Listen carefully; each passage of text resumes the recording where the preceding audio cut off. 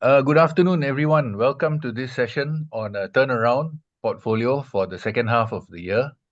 My name is Siva. I represent SIAS, Securities Investors Association of Singapore, which is a registered charity institution of public character. Our goal is to promote good corporate governance and to fight for the rights of small shareholders. All right. Also, investor education. A great deal of the work we do is educating investors on the right way to invest. We have with us today two analysts, one from Maybank, Husainis Saifi, and Nicholas from Lim and Tan Securities. These guys are frontline. To me, I was a former journalist. I was just a commentator from the sidelines. I'm an armchair critic making comments from the sidelines, observations from the sidelines. But these two gentlemen are in the front line, right? They are the actual experts who put their names to recommendations and they stake their reputations on the stocks that they cover. So I'm very grateful to have them here. I'm also very grateful to the organizers for inviting me to moderate this session. And without further ado, we will start. If you have questions, I believe you can post them through Pigeonhole, and I will try and screen them and ask the questions, pose the questions to the two panelists as and when they come. Otherwise, we will just proceed with the presentation as we planned. Okay, for the second half of this year, possibly the biggest macroeconomic event is interest rates being lowered. As of, let me just share the screen. Sorry. Okay. As of yesterday, or rather Thursday, sorry. Okay. The probability of an interest rate cut, guys. This is taken from the CME FedWatch tool, where the futures market is pricing in the probability of a rate cut. So the current interest rates in the US target rate for the federal funds is 5.25 to 5.5%. So you can see this is for the September meeting. This is the meeting on which will be held on the 18th of September. So for this meeting, at the moment, the futures market expects an 88.6% probability that it will be reduced by 25 basis points or a quarter of a percent, 11% probability that it could even be a 50 basis points cut, or even more. So in total, it's actually 100%. So essentially what we are saying here is that the chance of an interest rate cut in September is very, very high. I actually had a look at the next meeting, which is in November, and it's also similar, interest rate. So I think the market is pricing in at least two cuts before the end of the year. So with that in mind, can I ask our first analyst, Nicholas from Lim and Tan, what sectors that he would look at or he would recommend to benefit from this interest rate cut? So Nicholas? All right, thanks, Siva. So, but before I begin, I just want to compliment a little bit about what Siva has said. Just want to add on. I know this slide has a lot of things going on, but let's focus on one chart at a time. So the top left chart shows that 31% of CEOs think that rates will be unchanged this year, and 38% think that they will only cut once. And so why is this important?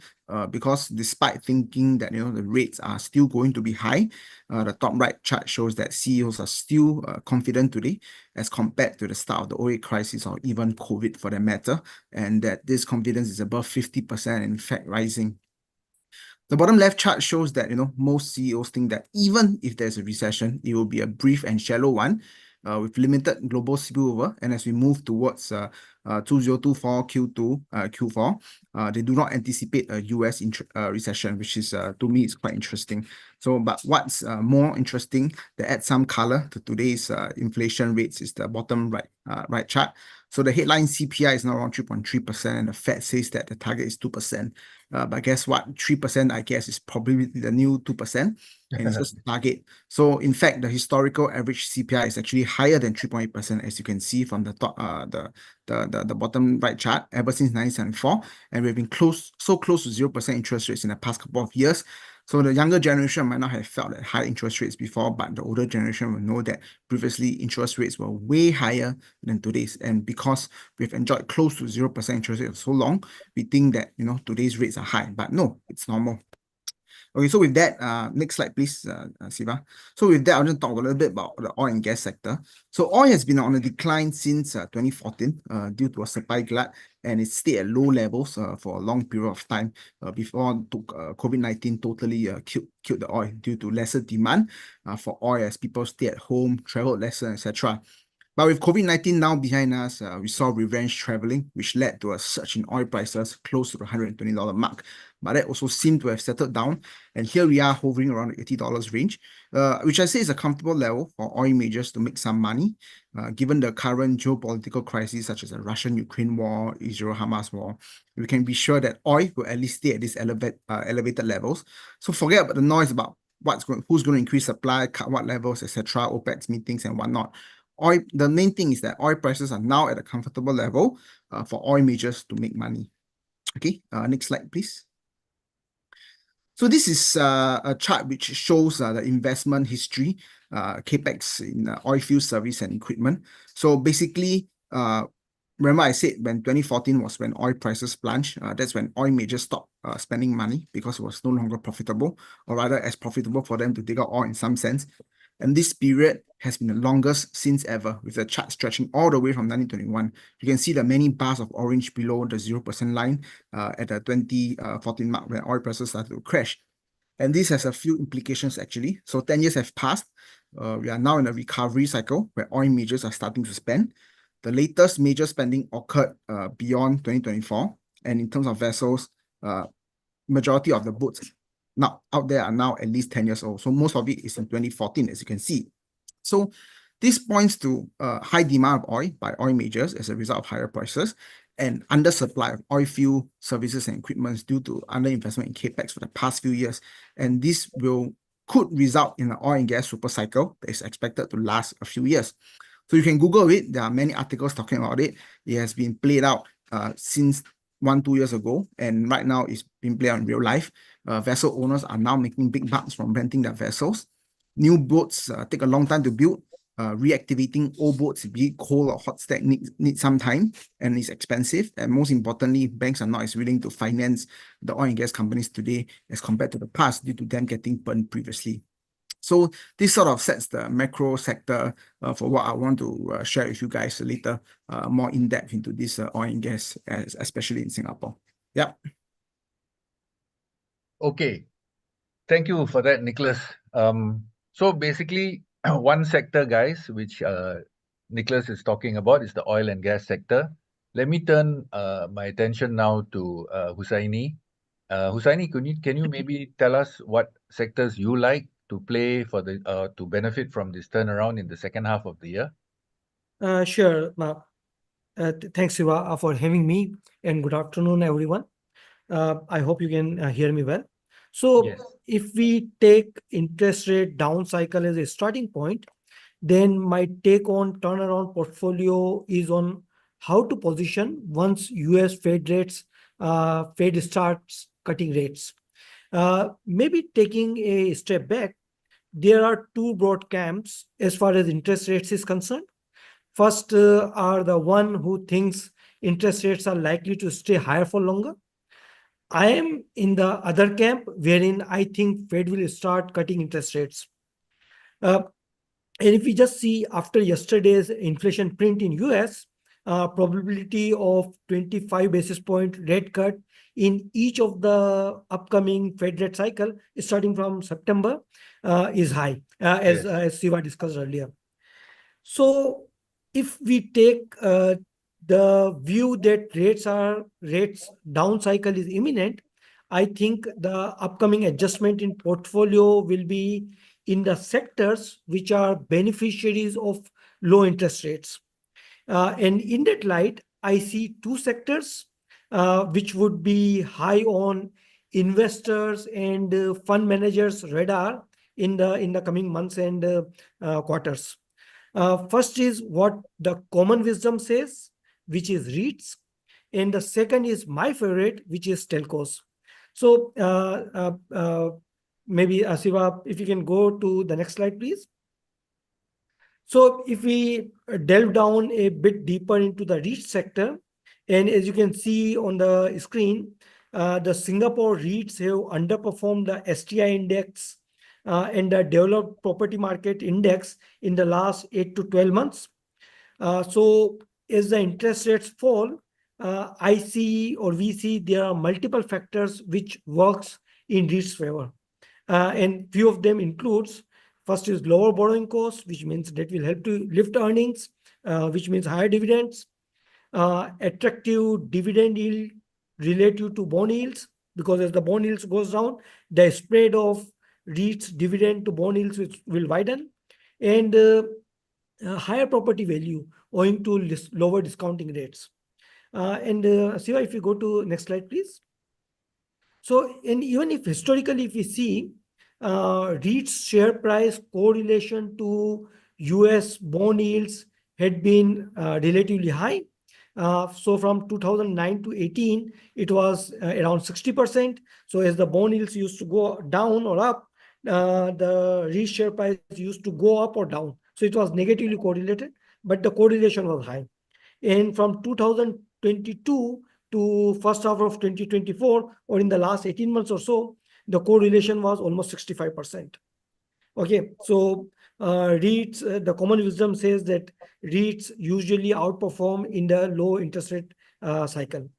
With that, if we go to the second, let's go to the second turnaround portfolio, or the where we see the rotation could happen, which is my favorite, telcos. Now, recently we did this report on the telco space, and I will just go through a few of the highlights. So, in general, like REITs, telcos are also viewed as defensive and yield plays. Siva, if you go to the next slide, please. So here the same thing. Historically, if we see the top two charts, if you see, the telco share price correlation to US bond yields have been strong at around 60% from 2009 to 18, and around 90% on the right-hand top chart. So the correlation in the last 18 months was almost 90%. The sector has underperformed as the bond yields were high or going up. If you see the bottom two charts as well, this shows that telcos usually outperform broader index in the down interest rate cycle.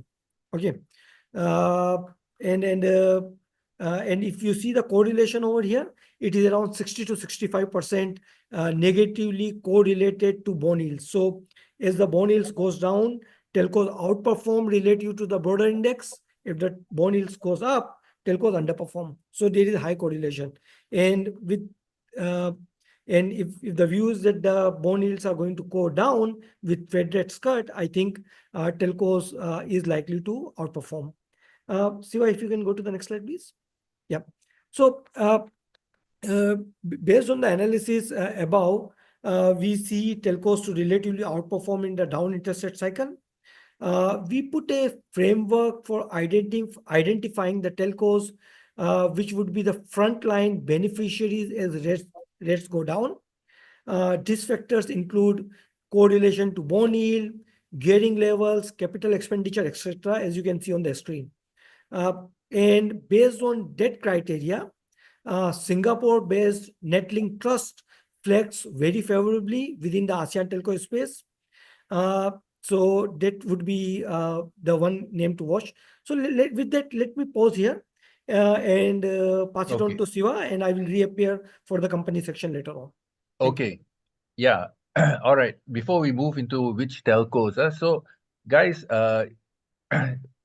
essentially what Hussaini is saying is that he likes the S-REIT sector and telcos, all right, to benefit from an interest rate cut or lower interest rates.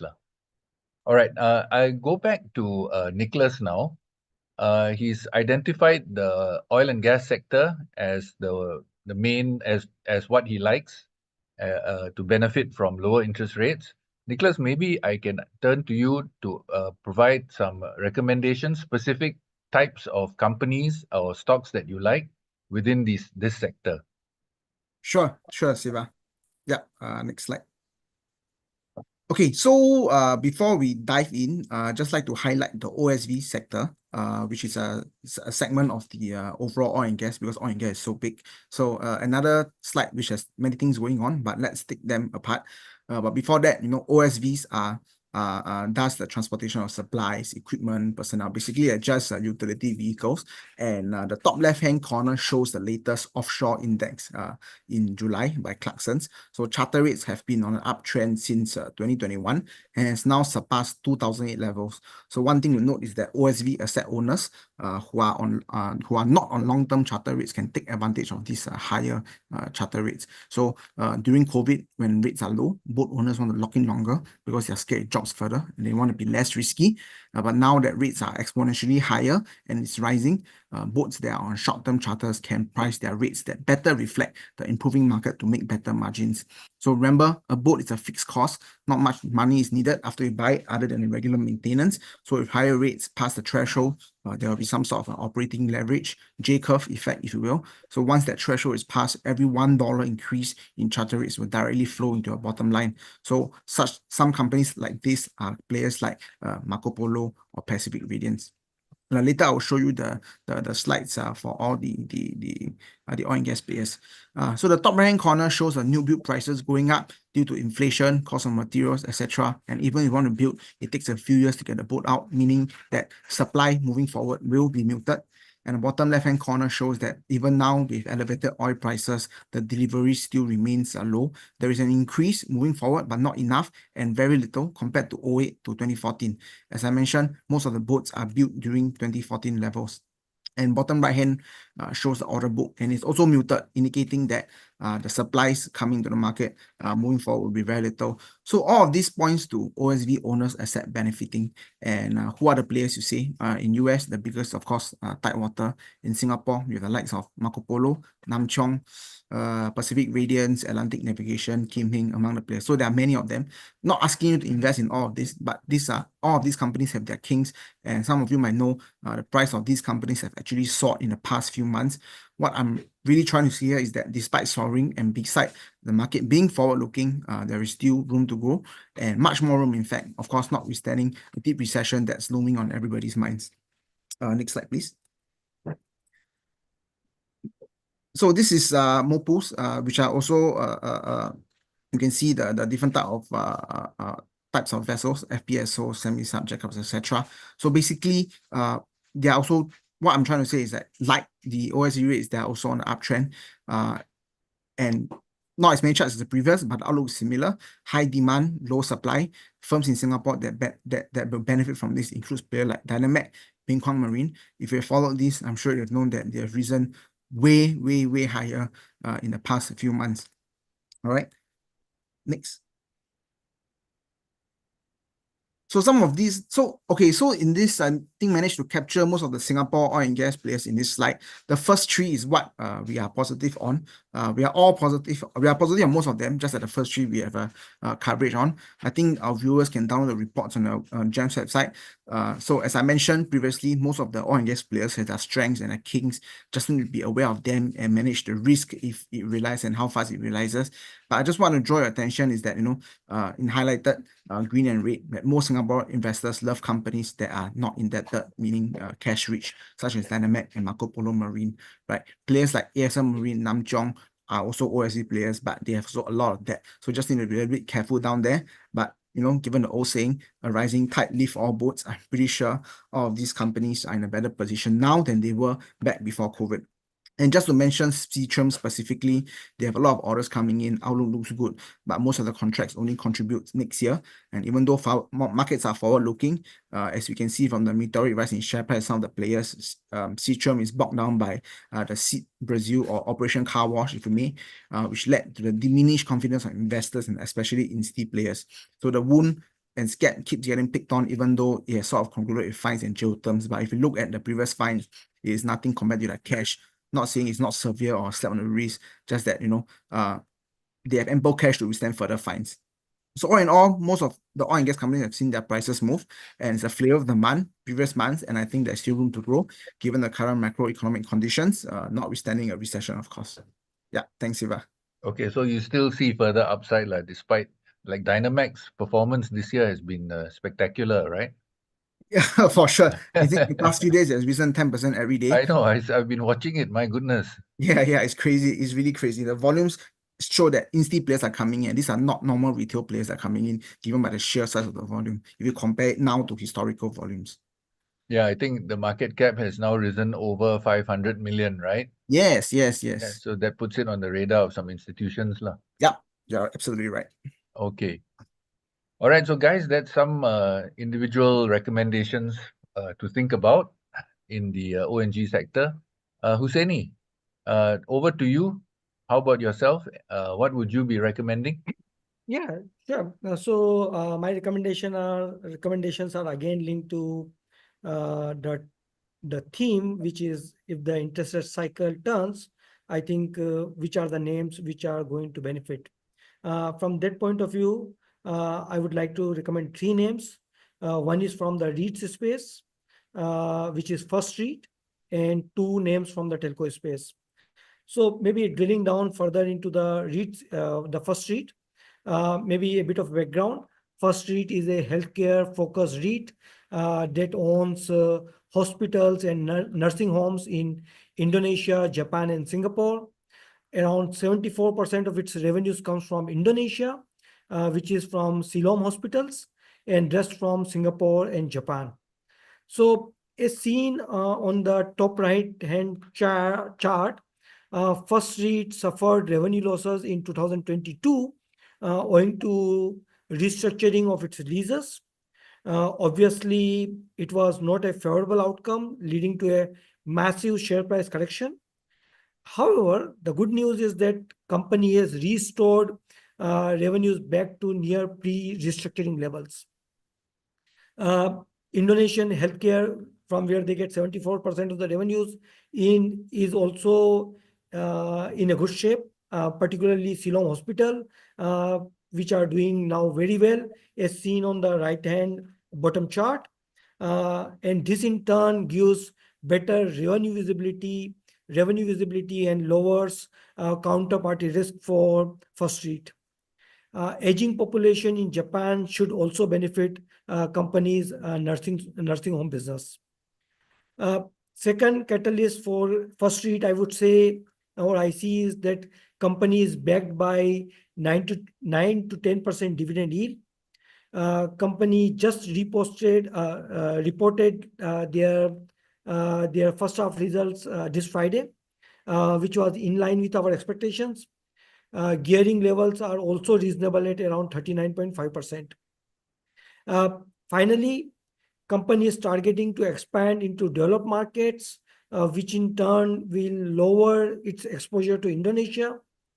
So potential diversification would be positive and also will help to reduce currency exposure for First REIT. Let me move to the second company we like is Netlink Trust.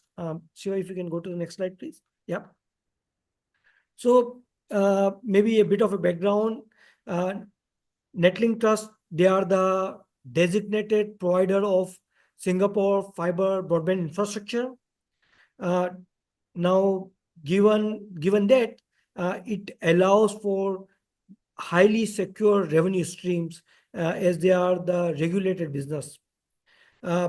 Company's revenues are regulated in nature, and the last regulatory review just concluded. Okay, so this means the revenue visibility for the next 5 years is very high.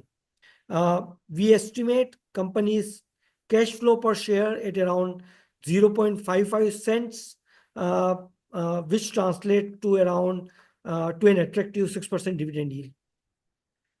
Now, as the interest rate cycle turns, we see this defensive and yield plays, which is First REIT and Netlink, to be the frontline beneficiaries. Now, before moving to my third pick or the next pick, which is large cap Singtel, let me give you a brief on Singapore's mobile space. Siva, if you can go to the next slide, please. So, from the Singapore mobile space, we are of the view that Singapore mobile sector is up for consolidation. Singapore, within the Asia, Singapore is the last market which has not consolidated. It has 4 mobile operators and 11 resellers, which makes it too crowded for a small market or a small population. And once it is consolidated, as we had seen in other markets, we expect ARPUs to stabilize and revenues to improve. With that, let me move to one of our preferred pick, which is Singtel. So,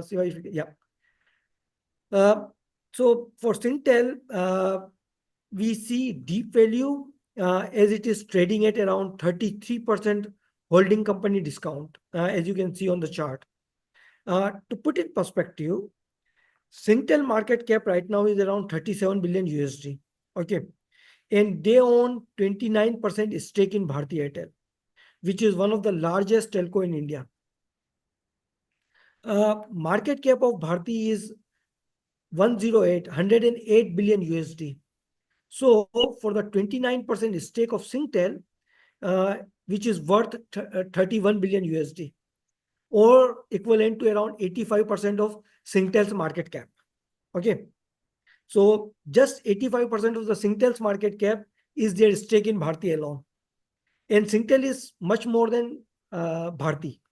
They have material exposure in Australia, Indonesia, Thailand, and Philippines. And, Australia, they are the second largest operator, Optus. But all their associates in all other markets, Indonesia, Thailand, and Philippines, are the largest mobile operators or close to largest mobile operators. And Singtel is also the largest Singapore operator. They have data centers and many more. They have many more assets. So net, what we see is that at a 33% holding company discount, there is a huge value or deep value. Now, what qualifies Singtel to be part of a turnaround portfolio? Deep value is one, but what are the catalysts? First, we see is that Singapore mobile consolidation, which we just discussed. Second is the Optus turnaround. So Australia, the Optus business in Australia, no doubt was pain for Singtel. But now what we are seeing is that they are on a consistently improving path. Revenues in Australia are going up. Competition is highly stable. Prices are going up, the telco prices, and the OPEX and CAPEX for Optus is coming down. And last but not the least, we see Singtel has given a very good visibility on the dividend side. And that is the visibility is for the next 4 years. And that translates to around 5 to 6% dividend yield. So what Singtel is offering is regular dividends at 70 to 90% of the earnings, and on top of that, they are offering 3 to 6 cents special dividends. So 5 to 6% dividend yield, which in my view is attractive. So with that, let me pause here and pass it back to Siva. Okay, we have one question from the participants. I'll try to answer that because we are running short on time. The question is, with the huge amount of trades coming in from institutions, how high is the risk of these stocks becoming pump and dumps? For example, Bengkuang, Dynamac, and Mermaid. Nick, would you like to take this question? Yeah, sure. Okay, so with every sector, with the price going up, there will definitely be more participation coming in, be it from insti or retails. In fact, last week, if you look at the Dynamac fund flow, you can see a lot of instis coming in. So I won't know whether they will become pump and dumps, but what I can rely on are valuations. And the most important thing when you want to assess a business is to see how much profit they can do, what are the expectations, is this continual, can this continue in the next few years, is this viable, and ultimately, at what valuations are you comfortable buying the price at? Even if it goes up to a high amount in terms of share price, if the valuation is cheap, there is no harm buying it. I mean, of course, in the short term there will be some fluctuations here and there. But if you believe in the valuation and believe that this price is cheap based on the fundamentals, then it's okay to buy, right? If it comes down, just average down. But of course, you cannot chase the stock to say that I see it rise so much, I want to buy a lot and follow. So these are the type of pump and dump that I think the audience is mentioning. So ultimately, you really have to see the valuations and at what levels of valuation you're comfortable with buying. Not just, oh, share price goes on, I'm going to buy. It's like a tulip frenzy or the crypto mania, right? So it all boils down to valuations, honestly. Thanks. Okay. I think we have run out of time. It's now 2:11, so I think I better wrap it up. Thank you again, guys, for taking the time. I'd like to thank Nicholas and Hussaini for giving their expertise and their expert views. As I mentioned, these guys are the ones who are in the front line, putting their names and reputations on the line every day with the reports they produce. So I'm very grateful that we've had the benefit of their participation for today's session. Otherwise, I hope that everyone here who has been watching has taken away some valuable insights into how to play the turnaround for the remainder of this year when interest rates are most likely to be cut. Okay, thank you very much for attending. And is there anything that I think we can leave the session? Is that right? Thanks, everyone. Thank you. Okay, thank you, guys. Thank you. All right, thank you so much. Thank you very much, Nicholas, Hussaini, and Siva, for the very, very insightful final discussion. Ladies and gentlemen, we have come to the final segment where everyone is excited for, our lucky draw. Before we proceed to draw the winners, we would like to thank everyone for staying with us throughout the entire event and hope you had a great time learning and listening from the industry experts. We would also like to thank Singapore Exchange, Securities Association of Singapore, and all valued partners for their valuable support on making SG Gems a success. Without further ado, we will now proceed to draw 3 lucky winners who will each win a $50 Takashimaya voucher sponsored by UOB Kay Hian.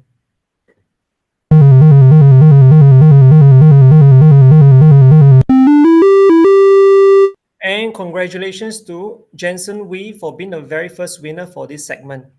Next, we'll draw the second winner.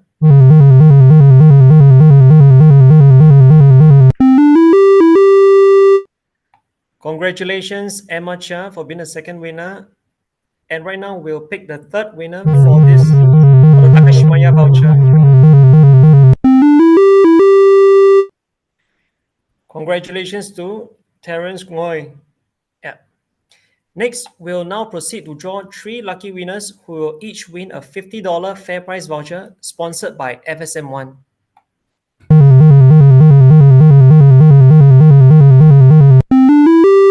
And congratulations to the first winner, Conrad Chong. Next, we'll draw the second winner.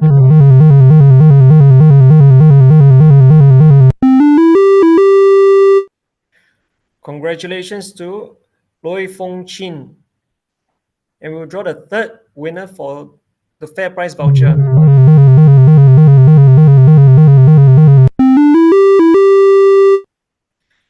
Congratulations to Mr. Richard Ho. Next, we'll now proceed to draw 3 lucky winners who will each win a $50 cash prize sponsored by Lim & Tan Securities.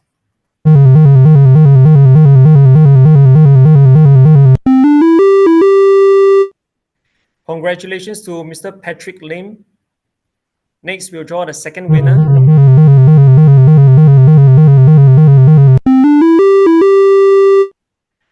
Congratulations to Wei Hao Tai for being the second winner. And next, we'll draw the third winner for the cash prize.